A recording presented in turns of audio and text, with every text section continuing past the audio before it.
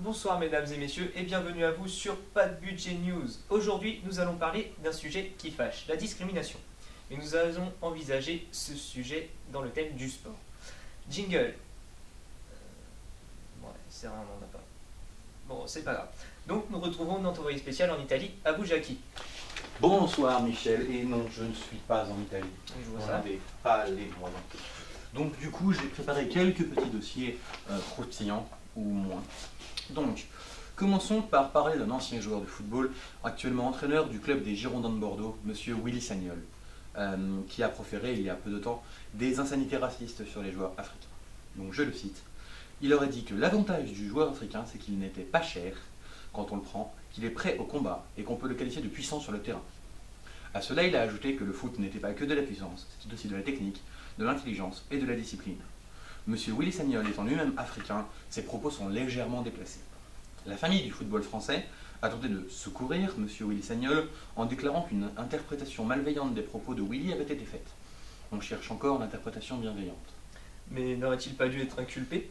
Il est pourtant précisé dans la charte des droits fondamentaux de l'UE, je cite, est interdite toute discrimination fondée notamment sur le sexe, la race, la couleur, les origines ethniques ou sociales, les caractéristiques génétiques, la langue, la religion ou les convictions, les opinions politiques ou toute autre opinion, l'appartenance à une minorité nationale, la fortune, la naissance, un handicap, l'âge ou l'orientation sexuelle.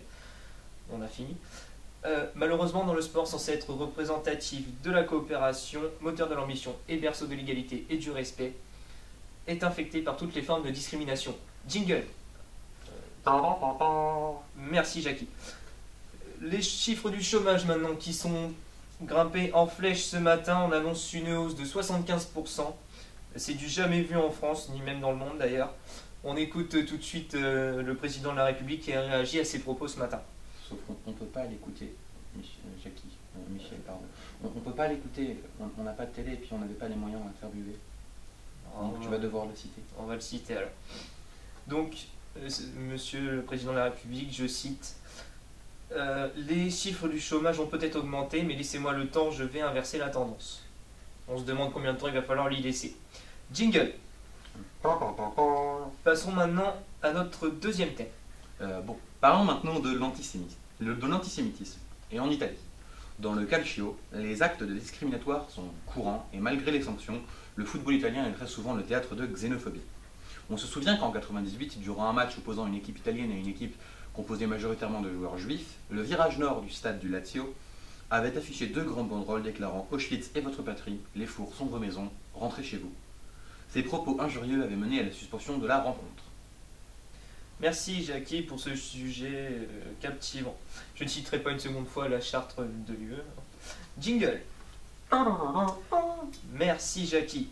Passons maintenant au bulletin météo avec la météo partout dans le monde pour l'instant. Donc nous avons un temps de merde dans les pays du Moyen-Orient, comme d'habitude.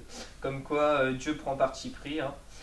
En ce qui concerne la France, nous avons de la neige, étant donné que nous sommes au mois de juillet, c'est un peu bizarre, c'est un petit peu comme dans le film Le Jour d'après, sauf qu'on ne crève pas tous à la fin. Donc voilà, c'était le bulletin météo. Abordons tout de suite notre troisième et dernier thème. La sexualité et le sexisme. En effet, parlons-en. Surtout du sexisme d'ailleurs. Même si les femmes ont gagné énormément de droits durant le dernier siècle, elles continuent d'être en quelque sorte mal aimées des médias sportifs. Elles ne représentent que 7% des retransmissions sportives et subissent souvent des remarques misogynes des commentateurs. Oui. Par exemple, Radio France a nominé 3 fois plus d'hommes que de femmes, ou encore une remarque de Philippe Candeloro qui, en commentant du patinage artistique, a dit « Bon, en tout cas, moi je connais plus d'un anaconda qui aimerait venir l'embêter cette jeune Cléopâtre canadienne. » Comment peut-on changer cela? Parce que franchement, c'est dégueulasse. Mais il faut que les médias prennent leurs responsabilités. D'abord, les médias publics, comme Radio France, pourraient nominer 6 hommes ou 6 femmes, ou alors créer 2 catégories, une masculine et une féminine. Sur ce, merci Jackie pour ces sujets captivants et très intéressants. Donc, on se retrouve la semaine prochaine pour une autre émission de Pas de Budget News. Tout de suite, c'est votre jeu télévisé qui veut gagner du pognon.